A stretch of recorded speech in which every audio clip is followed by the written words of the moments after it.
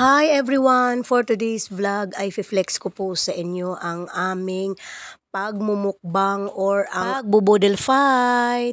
So, ito na nga ang isda ay atin munang papalamanan ng iba't ibang sangkap ng ricado dahil atin itong ibabangi. Tawag ng salitang Batangas ay bangi pero salitang Tagalog ay inihaw. So ito na nga after kong malagyan ng mga sangkap o mga ricado ang loob ng isda ay atin na itong babalutin sa aluminum foil para ready na po pag ihaw.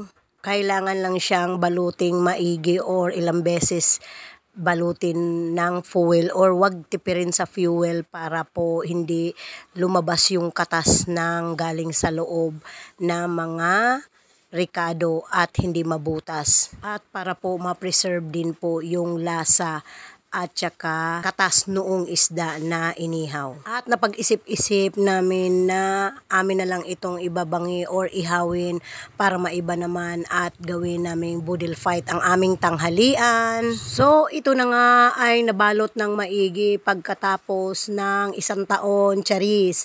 Kaya eto na, ready na iyan para iihawin. Kaya tayo'y kukuha muna ng uling para ating i-ready na yung kanyang pag-iihawan. Habang naka-ready na ang iihawing isda ay gumawa muna tayo ng sausawan para ready na ang sausawan. So ito na nga ang ating pinalingas na uling ay malapit nang mabaga lahat. Kaya naman for the ready na yan para ilagay na yung isda na ating iihawin. It's always hurry up and wait for your big break to come around. But if I crack the code a little late, I'm supposed to blame my age and not this town. Yeah, that don't make no sense to me. Cause if time defines my trajectory, then being 25 shouldn't make me history. So go ahead and write me off, that's fine by me. I'm gonna move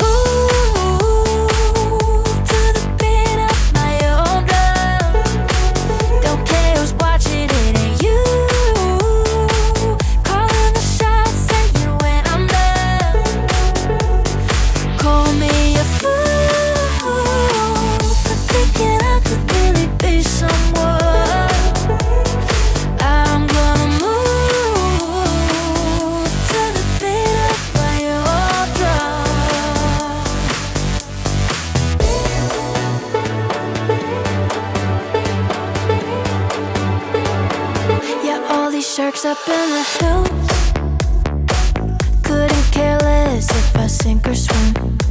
So why would I be trying to get in their game if they won't even let me in? That don't make no sense to me. Cause if time defines my trajectory, then being 25 shouldn't make me history.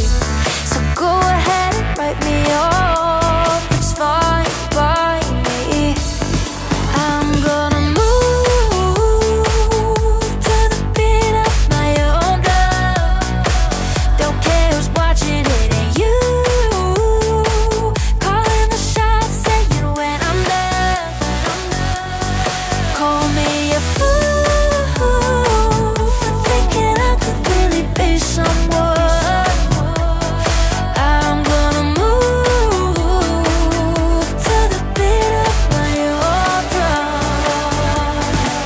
Salamat sa panunood. Bye everyone. Till next video.